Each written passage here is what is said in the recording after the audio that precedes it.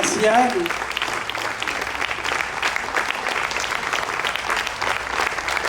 Ça fait... Merci. Merci pour ce que tu as dit et aussi merci pour la campagne que tu as menée en brandissant l'étendard socialiste, nos valeurs de gauche, nos combats pendant de nombreux mois. On était fiers de cette pugnacité, de ce courage.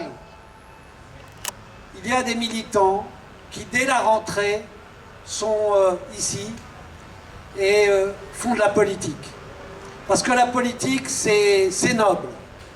C'est noble quand elle s'attache au fond et qu'elle regarde avant tout en quoi nous pouvons être utiles pour faire avancer les choses. Ce sont des bénévoles qui ont permis de faire cet événement. Ce sont des militants. Je veux les remercier. Je veux remercier Eric qui était à la manœuvre, Eric Algrin.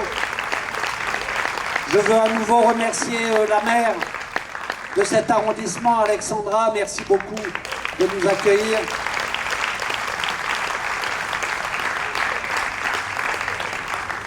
Oui, on a tous senti cet été qu'on vivait un moment de bascule.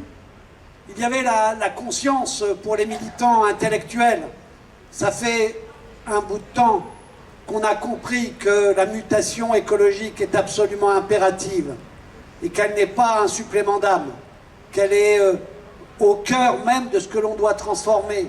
Car à quoi bon faire en sorte qu'on ait un meilleur salaire,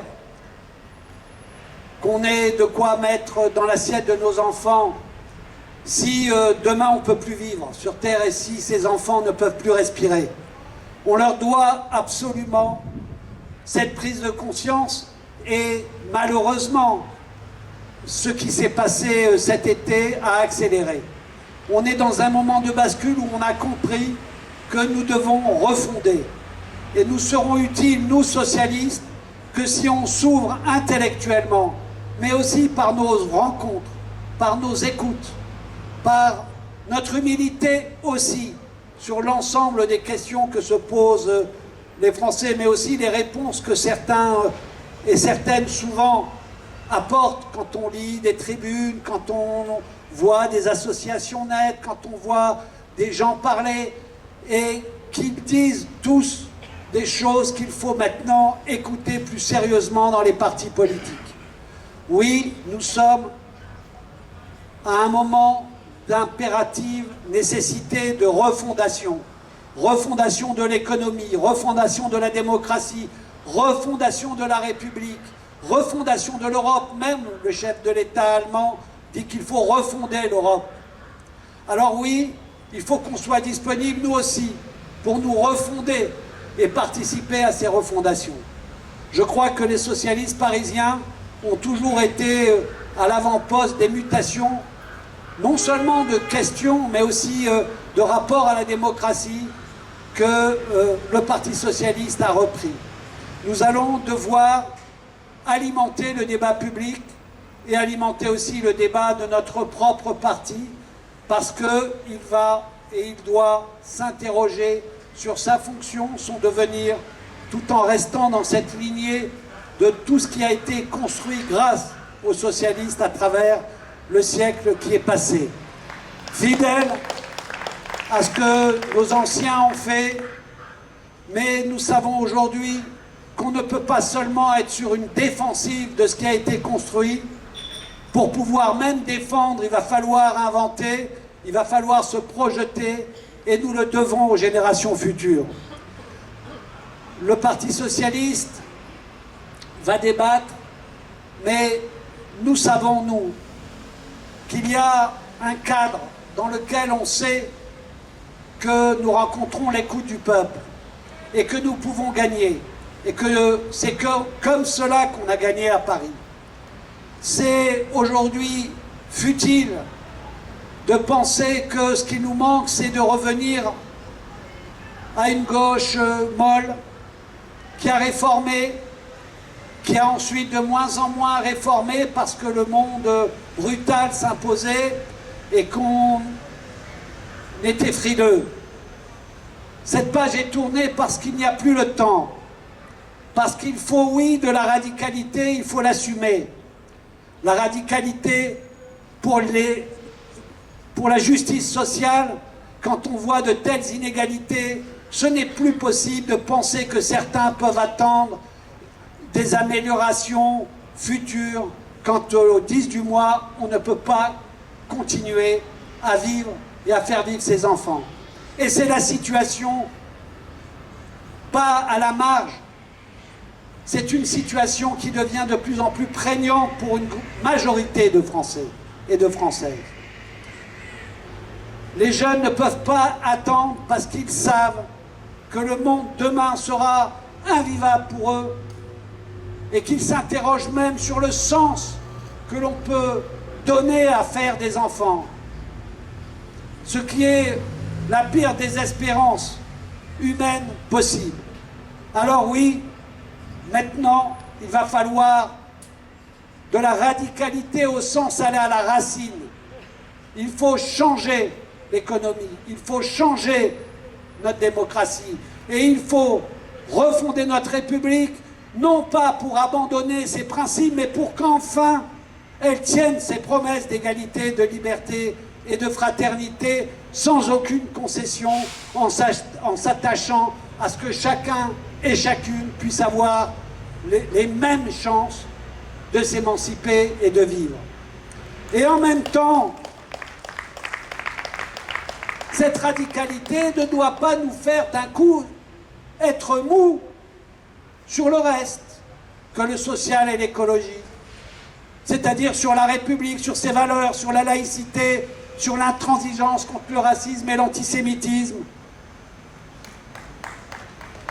Ou être mou sur les questions internationales parce que le monde est complexe, parce que l'économie et le commerce pourraient primer sur les droits fondamentaux, sur la liberté des peuples, sur leur droit à disposer d'eux-mêmes. Oui, autant d'intransigeance et de radicalité pour affirmer l'internationalisme, la lutte contre toutes les dictatures qui n'ont absolument pas de raison. Jamais il y a de la raison à opprimer des peuples ou à faire la guerre contre d'autres peuples. De la radicalité sur notre identité européenne.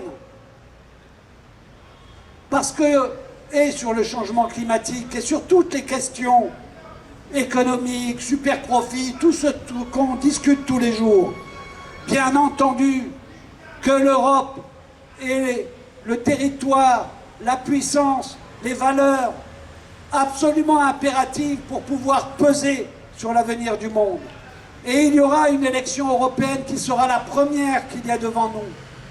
Et cet attachement européen, non pas pour faire une musique où nous sommes européens, mais pour aller plus loin et là aussi refonder, c'est-à-dire faire plus d'Europe politique, aller vers une Europe de la défense, enfin faire en sorte que le social colle à l'économie et que tout le monde soit tiré vers le haut dans cette construction européenne et qu'elle redevienne l'espérance que nous voulions. Oui, tout cela, nous serons intransigeants et radicaux pour que dans les rassemblements qu'il faudra avoir pour revenir au pouvoir sur le plan national, tout cela soit au rendez-vous, pas une partie. Parce que c'est avec tout cela que nous pourrons faire comme à Paris, gagner, et pas seulement exister, et pas seulement témoigner. Pour revenir au pouvoir en France, sur la République, sur l'Europe, sur le social, il faudra que la gauche s'unisse, pas en oubliant une partie de ces questions pour se rassembler. Et les socialistes, unitaires pour 10, qui devront continuer dans toutes les mobilisations à prôner l'unité, devront alimenter les clarifications pour que cette unité se fasse, mais devienne une espérance de réel changement dans notre pays. Voilà ce que je voulais vous dire, voilà ce à quoi je vous invite, parce que ce qui est paradoxal, c'est qu'accablé d'une situation très dure, quand dès la rentrée, au moment où on doit s'occuper de revenir au boulot, de s'occuper des enfants qui font leur rentrée scolaire. On propose un tel événement avec des heures de débat, avec des débats en même temps dans des salles et ici. Vous répondez présent. Parce qu'il y a soif de politique, il y a soif de fraternité, il y a soif de rencontre. Alors oui, nous allons être au rendez-vous pour cela avec vous. J'y prendrai ma part. Comme vous le savez, dans 1 an, il y aura des élections sénatoriales et je vous confirme ce que je vous ai dit. Parce que j'ai ma conception des mandats électoraux. Je ne serai pas candidat à la prochaine élection sénatoriale. Parce que quand j'ai été sénateur, j'étais contre le cumul avec un poste d'exécutif. J'ai démissionné de mon poste d'adjoint au maire de Paris 10 ans avant la loi qu'il a imposée. Je suis pour qu'on ne fasse pas plus de 3 mandats consécutifs. J'ai arrêté le Conseil de Paris pour cela et j'arrêterai le Sénat pour cela. Non pas pour me ranger, non pas pour arrêter. Je serai au combat comme depuis mon adolescence. Mais je pense que les générations qui viennent doivent trouver leur place et dans ces générations, et souvent c'est par là que se fait le rajeunissement, les femmes doivent prendre leur place de façon plus importante, de façon plus décisive et de façon plus respectée par l'ensemble. Leur parole, enfin, est écoutée. Mais elle est souvent beaucoup plus facilement dénigrée, et je veux soutenir les propos d'Anne tout à l'heure. Le début de mon engagement politique, souvent le vôtre aussi, ça a été l'internationalisme. Ça, c'est le socialisme. L'internationalisme, c'est être avec ceux qui combattent souvent le dos au mur. Je suis vraiment très heureux que nous finissions ces moments avec nos amis ukrainiens et nos amis ouïghours qui, non seulement pour les uns, subissent une guerre, et ce sont eux les agressés, et c'est quand même dommage, très triste, très très triste, que des personnalités qui ont incarné la gauche devant le peuple français osent aujourd'hui négliger, nier les massacres que subissent les Ukrainiens en ce moment. Vous voyez à qui je pense, mais je voulais le dire, parce que la gauche, c'est l'internationalisme. Nous sommes avec les Ukrainiens et nous nous mettons à leur disposition pour les défendre.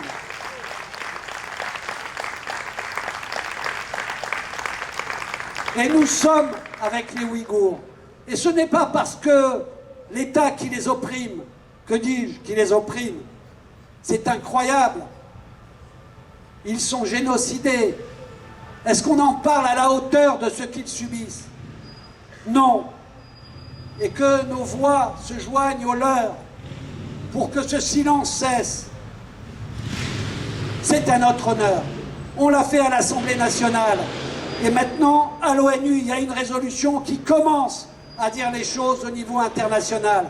Qui l'eût cru il y a quelques années, quand il se battait dans un silence, parce que commercer avec la Chine, c'était plus important que les droits humains.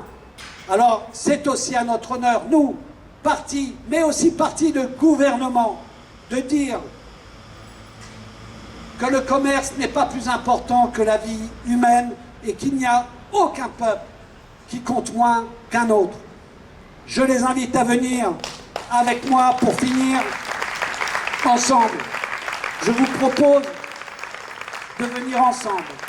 On va casser le programme et vous allez, Ukrainiens, Ouïghours, et c'est assez symbolique, finir ce moment. Je vous remercie. En avant, et les socialistes parisiens sont au rendez-vous aujourd'hui et seront au rendez-vous demain. Merci.